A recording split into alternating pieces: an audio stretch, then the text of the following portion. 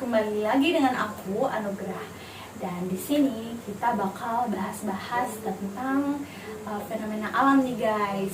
Dan kali ini juga kita kedatangan salah satu narasumber kece dari kalangan mahasiswa nih. Ini dia udah ada di samping aku nih guys. Nah, tak kenal maka tak sayang, ada baiknya kita kenalan dulu nih sama kakak cantik di samping aku nih kak. Yuk kenalin diri dulu. Halo teman-teman, perkenalin, aku Yananda Uli Rahma, salah satu mahasiswa Universitas Sarjana Wiyata dan dari Prodi Science Education. Oke. Kak Yananda sekarang kesibukannya apa nih? Oh, kalau kesibukannya mungkin kan sekarang aku udah berada di semester akhir ya kak, udah semester horor banget. Waduh. Jadi paling kesibukannya ya ngerjain tugas akhir, skripsian bareng teman. Ya itu aja sih kak, bimbingan. Waduh, emang berat sih. Ya berat sih ya kak, tapi ya paling Semangat deh buat ya, Kak Yananda. makasih ya kak. Semoga lancar. Amin. Nah, Kak Yananda, kali ini kita mau bahas salah satu fenomena sains nih kak. Dan fenomena sains ini tuh identik banget dengan pergantian akhir tahun. Nah, biasanya nih kalau pergantian tahun menuju ke awal tahun tuh ada yang dingin-dingin nih kak. Wah, yang dingin-dingin awal tuh kak, Apa ya? Ada yang tahu nggak nih? kayaknya yang dingin-dingin tuh sikapnya dia deh kak. Waduh, angkat tangan deh, angkat tangan. Itu udah nggak bisa lagi. Apa sih yang dingin-dingin kak? Apa ya? Nah, kita bakal bahas lebih lanjut. Yang jelas bukan sikapnya yang dingin ya. Oke.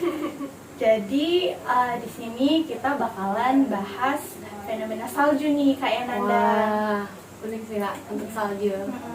Dingin, putih, unyu. Oi. Tapi si salju ini tuh sebenarnya mengundang banyak pertanyaan pastinya kan Nanda. Ya pastinya sih, Karena suatu fenomena ya. terutama aku sendiri, aku selama ini kan cuma lihat salju di TV-TV nih kak, belum pernah lihat secara langsung. Jadi selalu muncul pertanyaan-pertanyaan di kepala aku. Salju tuh sebenarnya terbuat dari apa? Terus apa sih syarat-syarat terbentuknya salju gitu? Nah, kalau dari Kak Yananda sendiri sebagai mahasiswa sains nih, sebenarnya gimana sih kak caranya salju tuh bisa terbentuk? Mungkin bisa diceritain ke teman-teman kita di sini. Mungkin kalau pembentukan salju sendiri ya, secara umum yang aku ketahui, jadi selain hujan, ternyata salju juga itu terbentuk juga dari awan yang membawa uap air. Nah, uap air ini ketika dia berada di titik suhu beku. Nah, titik suhu beku itu yang biasanya di luar negeri ya, itu ada di musim dingin. Nah, jadi setelah ia berada di atmosfer, si uap air itu akan mengkondensasi. Mengkondensasi itu pembentukan mengkristal. Nah, jadi setelah mengkristal, airnya itu akan menyerap dan kemudian membekukan uap air tersebut yang dibentuk oleh udara yang ada di sekitarnya. Dan terus setelah prosesnya itu terjadi, dia itu tidak melalui proses cair. Nah, tahap itulah yang disebut dengan proses menyublim. Oke, jadi yang bisa aku tangkap nih intinya pembentukan salju tuh identik dengan pengkristalan ya betul. Dan pengkristalan ini itu pastinya dipengaruhi oleh udara di sekitarnya juga. Betul juga. Jadi itulah kak, mungkin yang biasa dikenal itu proses menyublim itu kan suatu perubahan wujud, perubahan wujud zat tanpa melalui proses cair. Iya. Jadi kalau misalnya air hujan itu kan uap air yang berubah jadi cair, tapi kalau salju tuh dia malah jadi beku gitu. Jadi beku. Ada kondensasi atau pengkristalan. Soalnya dia tuh berada di pembentukan ketika suhu berada di titik bawah beku gitu. Oke. Nah, pertanyaan selanjutnya nih. Tadi kan kayak Nanda tuh nyebutin soal kalau salju tuh terbentuk di suhu yang dingin. Ya, betul. Nah, pertanyaannya nih, ada nggak sih minimal gitu loh, kayak salju tuh bisa terbentuk di suhu berapa gitu? Iya, kalau untuk untuk salju sendiri tuh, nah salju itu terbentuk di bawah titik beku 0 derajat Celcius atau berada di suhu 32 Fahrenheit. Jadi itu kalau misal berada di bawah ketika uap air yang tadi berada di bawah titik beku itu, nah itu bisa melakukan kondensasi atau pengkristalan. Itu syarat untuk bisa terbentuknya suatu salju. Gitu. Nah, kalau misalkan di Indonesia itu kan udah suhu dingin ya kan Nanda? Tapi Iya. kok nggak ada salju ya? Kalau suhu, mungkin Indonesia kan dia nggak ke suhu dingin ya, mungkin dia udaranya lebih lembab. Tapi dia tidak memiliki suhu di bawah titik beku 0 derajat Celcius. Nah kan ada dua syarat tuh Kak ya untuk terbentuknya salju. Yang pertama kan harus udaranya lembab.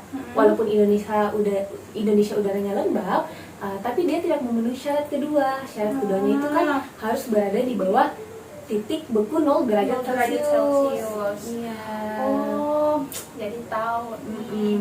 Padahal kalau dipikir-pikir ya, aku pribadi juga nih sering mikir tuh kayak Indonesia kan ya itu cuacanya dingin, terus kayak musim hujan juga kan. Iya. Tapi kok nggak ada salju.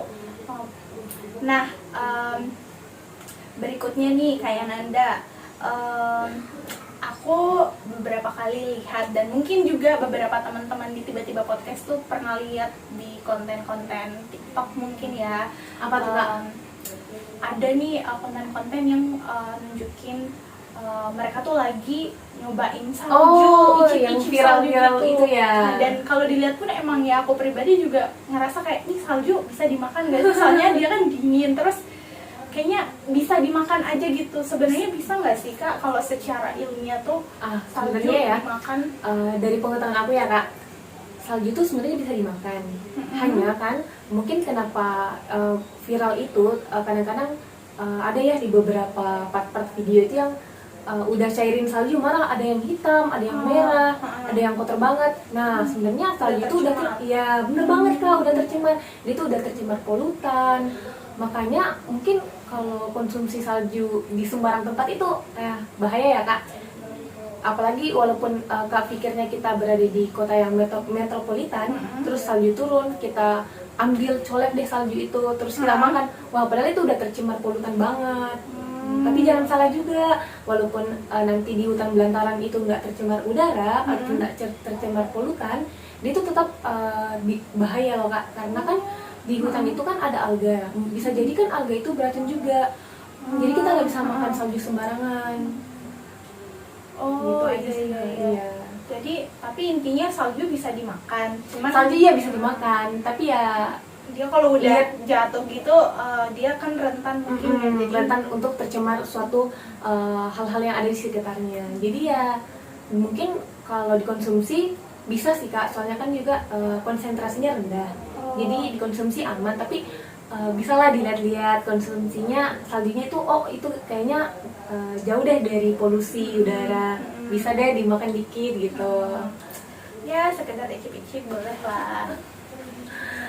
Wah menarik banget sih ini kayak Nanda soal fakta-fakta salju yang aku yakin banget nih banyak dari kita yang belum tahu.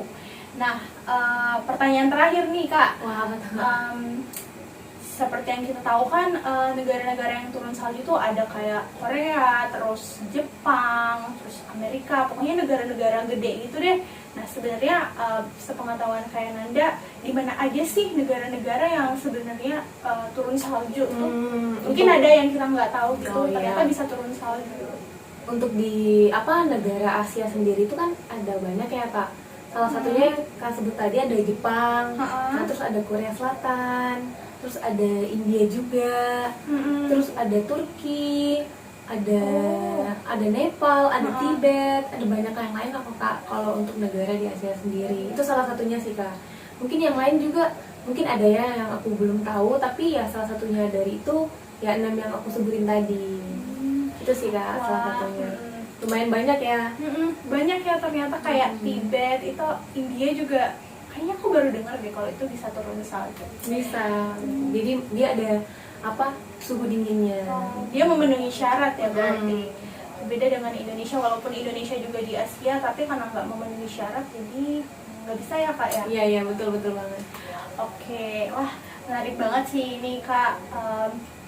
Kita semua jadi tahu soal cara pembentukan salju.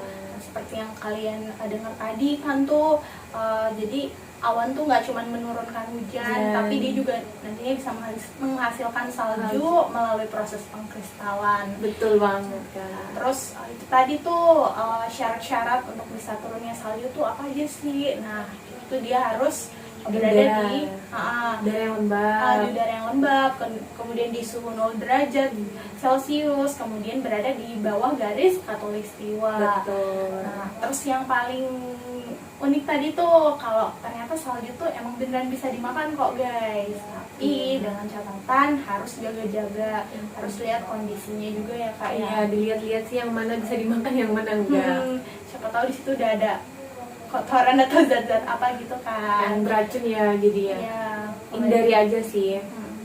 Siapa tahu nanti kalian bisa keluar negeri, terus kalian bisa terapin tuh cara itu. Oke deh, mungkin cukup gitu, sekian dulu aja ya.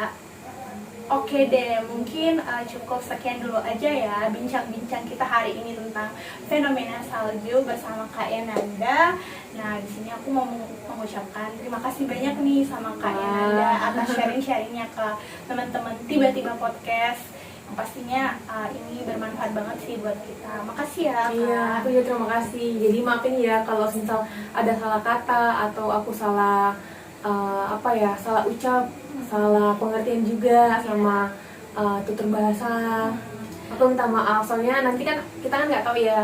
Aku juga berbicara tentang sepengetahuan aku. Gak apa-apa kok, kita juga sama-sama belajar di sini. Intinya makasih ya Kak. Iya. Oke deh, sampai situ aja ya sesi bincang-bincang kita hari ini, dan jangan lupa untuk tonton terus Tiba-Tiba Podcast. Sampai jumpa di sesi berikutnya.